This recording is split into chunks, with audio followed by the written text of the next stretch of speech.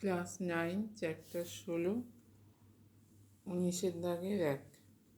একটি ঘড়ির ঘন্টার কাঁটা ও মিনিটের কাঁটার গতিবেগের অনুপাত কত? চারটে অপশান দেওয়া আছে, তার মধ্যে কোনটা হবে? আচ্ছা, ঘড়ির ঘন্টার কাঁটা এবং মিনিটের কাঁটার গতিবেগের অনুপাত।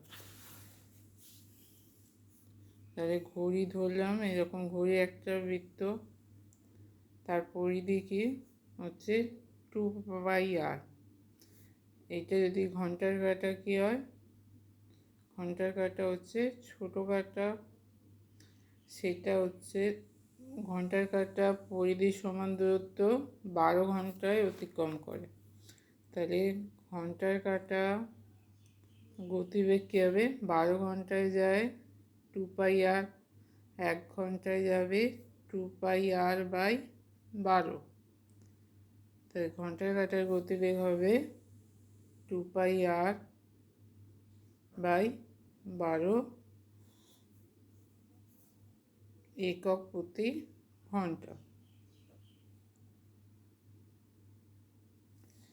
আচ্ছা, তাহলে ঘন্টার কাঁটা, এটা যদি ঘন্টার কাঁটা হয়, এটা পুরোটা 12 ঘন্টায় একবার ঘুরে আসে, তার মানে 12 ঘন্টায় যাচ্ছে 2πr, তাহলে 1 ঘন্টায় যাবে 2πr/12, তাহলে গতিবেগ হয়ে গেল 2πr/12 একক প্রতি ঘন্টা।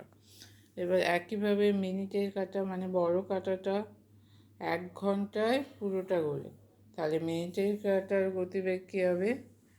মিনিটের কাঁটার গতিবেগ হবে 2πr/1। মিনিটের কাঁটার গতিবেগ সমান হচ্ছে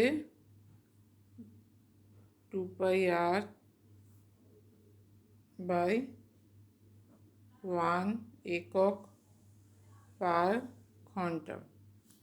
তাহলে দুটো কাঁটার গতিবেগের